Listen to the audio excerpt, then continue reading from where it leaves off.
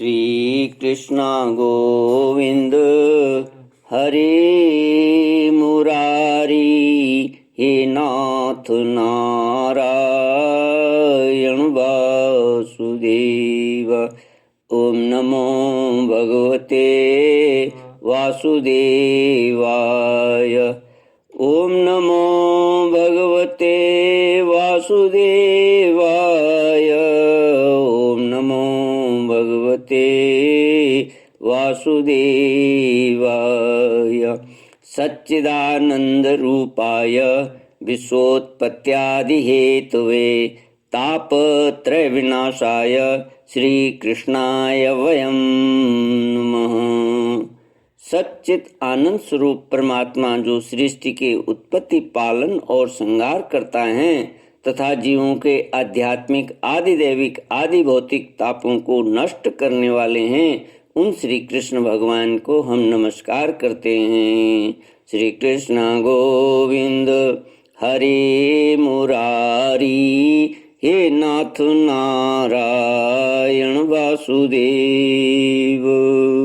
श्रीमद्भागवत दशम स्कंद अथैकं 50तमोऽध्यायः।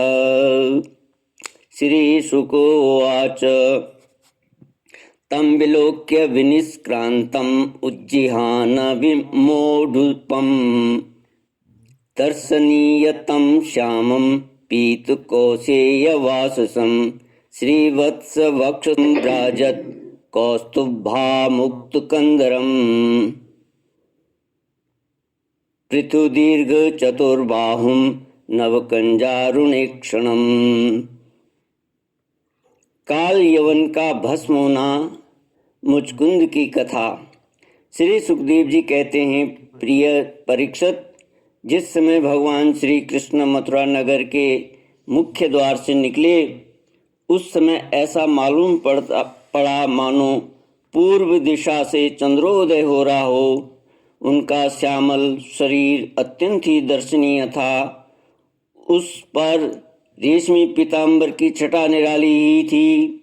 वक्ष स्थल पर स्वर्ण रेखा के रूप में श्रीवत्स चिन्ह शोभा पा रहा था और गले में कौस्तुभ मणि जगमगा रही थी। 4 भुजाएं थीं जो लंबी लंबी और कुछ मोटी मोटी थीं। हाल के खिले हुए कमल के समान कोमल और रत्नारे नेत्र थे। मुख कमल पर राशि राशि आनंद खेल रहा था। कपोलों की छटा निराली थी। मंद मंद मुस्कान देखने वालों का मन चुराए लेती थी। कानों में मकराकृत कुंडल झिलमिल झिलमिल झलक रहे थे। उन्हें देखकर काल यवन ने निश्चय किया कि यही पुरुष वासुदेव है, क्योंकि नारद जी ने जो जो लक्षण बतलाए थे, वक्षस्थल पर श्रीवत्स का चिन्ह, 4 भुजाएं, कमल के से नेत्र, गले में बनमाला और सुंदरता की सीमा, वे सब इसमें मिल रहे हैं। इसलिए यह कोई दूसरा नहीं हो सकता। इस समय यह बिना किसी अस्त्र शस्त्र के पैदल ही इस ओर चला आ रहा है। इसलिए मैं भी इनके साथ बिना अस्त्र शस्त्र के ही लड़ूंगा। ऐसा निश्चय करके जब काल यवन भगवान श्री कृष्ण की ओर दौड़ा, तब वे दूसरी ओर से मुंह करके रणभूमि से भाग चले और उन योगी दुर्लभ प्रभु को पकड़ने के लिए काल यवन उनके पीछे पीछे दौड़ने लगा। रण छोड़ भगवान लीला करते हुए भाग रहे थे। काल यवन पग पग पर यही समझता था कि अब पकड़ा तब पकड़ा। इस प्रकार भगवान उसे बहुत दूर तक एक पहाड़ी की गुफा में ले गए। काल यवन पीछे से बार बार आक्षेप करता कि अरे भाई, तुम परम यशस्वी यदुवंश में पैदा हुए हो। तुम्हारा इस प्रकार युद्ध छोड़कर भागना उचित नहीं है। परंतु अभी उसके अशुभ निशेष नहीं हुए थे, इसलिए वह भगवान को पाने में समर्थ न हो सका। उसके आक्षेप करते रहने पर भी भगवान उस पर्वत की गुफा में घुस गए। उनके पीछे काल यवन भी घुसा। वहां उसने एक दूसरे ही मनुष्य को सोते हुए देखा। उसे देखकर काल यवन ने सोचा, देखो तो सही, यह मुझे इस प्रकार इतनी दूर ले आया और अब इस तरह मानो उसे कुछ पता ही न हो, साधु बाबा बनकर सो रहा है। यह सोचकर उस मूढ़ ने उसे कसकर एक लात मारी। वह पुरुष वहां बहुत दिनों से सोया हुआ था।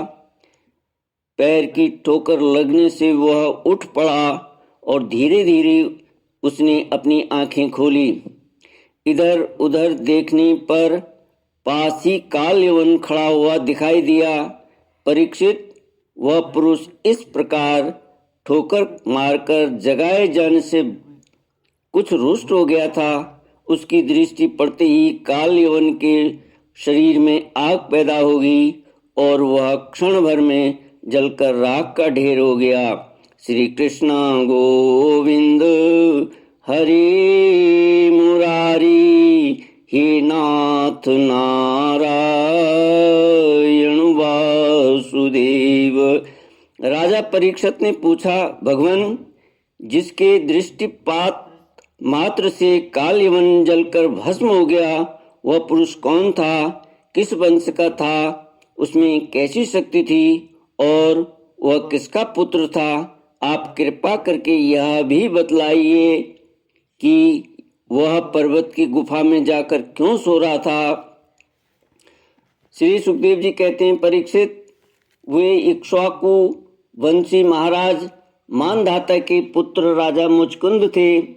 वे ब्राह्मणों के परम भक्त, सत्य प्रतिज्ञा, संग्राम विजयी और महापुरुष थे। एक बार इंद्रादि देवता असुरों से अत्यंत भयभीत हो गए थे। उन्होंने अपनी रक्षा के लिए राजा मुचकुंद से प्रार्थना की और उन्होंने बहुत दिनों तक उनकी रक्षा की। जब बहुत दिनों के बाद देवताओं को सेनापति के रूप में स्वामी कार्तिकेय मिल गए, तब उन लोगों ने राजा मुचकुंद से कहा, राजन, आपने हम लोगों की रक्षा के लिए बहुत श्रम और कष्ट उठाया है। अब आप विश्राम कीजिए। वीर शिरोमणि, आपने हमारी रक्षा के लिए मनुष्य लोक का अपना अकंटक राज्य छोड़ दिया और जीवन की अभिलाषाएं तथा भोगों का भी परित्याग कर दिया। अब आपके पुत्र, रानियां, बंधु बांधव और अमात्य मंत्री तथा आपके समय की प्रजा में से कोई नहीं रहा है। सब के सब काल के गाल में चले गए। काल समस्त बलवानों से भी बलवान है। वह स्वयं परम समर्थ, अविनाशी और भगवत स्वरूप है। जैसे ग्वाले पशुओं को अपने बस में रखते हैं, वैसे ही वह खेल खेल में सारी प्रजा को अपने अधीन रखता है। राजन, आपका कल्याण हो। आपकी जो इच्छा हो हमसे मांग लीजिए। हम कैवल्य मोक्ष के अतिरिक्त आपको सब कुछ दे सकते हैं, क्योंकि कैवल्य मोक्ष देने की सामर्थ्य तो केवल अविनाशी भगवान विष्णु में ही है। परम यशस्वी राजा मुकुंद ने देवताओं के इस प्रकार कहने पर उनकी वंदना की और वह बहुत थके होने के कारण निद्रा का ही वर मांगा तथा उनसे वर पाकर वे नींद से भरकर पर्वत की गुफा में जा सोए। उस समय देवताओं ने कह दिया था कि राजन, सोते समय यदि आपको कोई मूर्ख बीच में ही जगा देगा तो वह आपकी दृष्टि पड़ते ही उसी क्षण भस्म हो जाएगा। श्री कृष्ण गोविंद हरे मुरारी, हे नाथ नारायण वासुदेव। जब काल यवन भस्म हो गया, तब यदुवंशी शिरोमणि भगवान श्री कृष्ण ने परम बुद्धिमान राजा मुचकुंद को अपना दर्शन दिया। भगवान श्री कृष्ण का श्री विग्रह वर्षाकालीन मेघ के समान सांवला था। रेशमी पीताम्बर धारण किए हुए थे। वक्षस्थल पर श्रीवत्स और गले में कौस्तुभ मणि अपनी दिव्य ज्योति बिखेर रहे थे। 4 भुजाएं थीं। वैजयंती माला अलग ही घुटनों तक लटक रही थी। मुख कमल अत्यंत सुंदर और प्रसन्नता से खिला हुआ था। कानों में मकराकृति कुंडल जगमगा रहे थे। होंठों पर प्रेम भरी मुस्कुराहट थी और नेत्रों की चितवन अनुराग की वर्षा कर रही थी। अत्यंत दर्शनीय तरुण अवस्था और मतवाले सिंह के समान निर्भीक चाल। राजा मुचकुंद यद्यपि बड़े बुद्धिमान और धीर पुरुष थे, फिर भी भगवान की यह दिव्य ज्योतिर्मयी मूर्ति देखकर कुछ चकित हो गए। उनके तेज से हतप्रतिभ हो सक पका गए। भगवान अपने तेज से दुर्धर्ष जान पड़ते थे। राजा ने तनिक शंकित होकर पूछा। राजा मुचकुंद ने कहा, आप कौन हैं? इस प्रकार कांटों से भरे हुए घोर जंगल में आप कमल के समान कोमल चरणों से क्यों विचर रहे हैं? और इस पर्वत की गुफा में ही पधारने का क्या प्रयोजन था?